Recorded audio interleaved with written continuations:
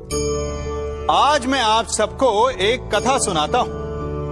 एक दिन प्रातः एक व्यापारी अपने घर से निकला।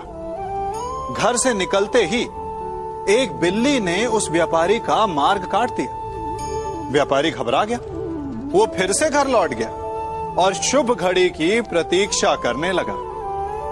और जब वो पुनः अपने घर से निकला तब वो वाहन जा चुका था जिससे राजा तक पहुंचकर उसे भेंट देनी थी। राजा को भेंट नहीं मिली। राजा क्रोधित हो गए। राजा ने उस व्यापारी का व्यापार बंद करवा दिया। इस कारण व्यापारी क्रोधित होकर घर पर अपनी पत्नी से लड़ बैठा।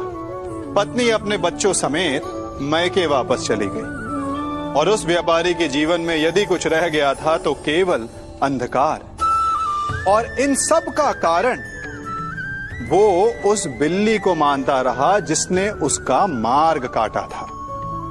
ऐसा ही एक दूसरा व्यापारी राजा को भेंट देने निकला और उस व्यापारी का मार्ग भी एक बिल्ली ने काट दिया।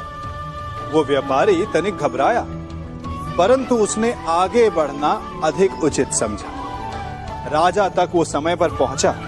उसने राजा को भेंट दी। राजा प्रसन्न हुए और राजा ने व्यापारी को अपना व्यापार बढ़ाने की अनुमति दी, स्वर्ण आभूषण दी।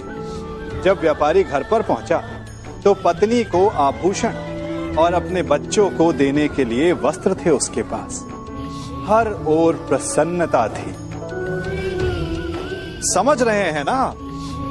दोनों के साथ एक ही प्रकार की घटना हुई, परंतु दोनों की प्रतिक्रिया भिन्न थी।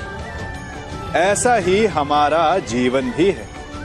हमारे जीवन में प्रारब्ध का अपना स्थान है, परंतु उससे कई अधिक महत्वपूर्ण हमारी प्रतिक्रिया, हमारे सोच का प्रभाव है, क्योंकि यही हमारे जीवन को आकार देते हैं। इसलिए अपनी सोच को सकारात्मक रखिए। आपका जीवन सदैव आनंदमय रहेगा।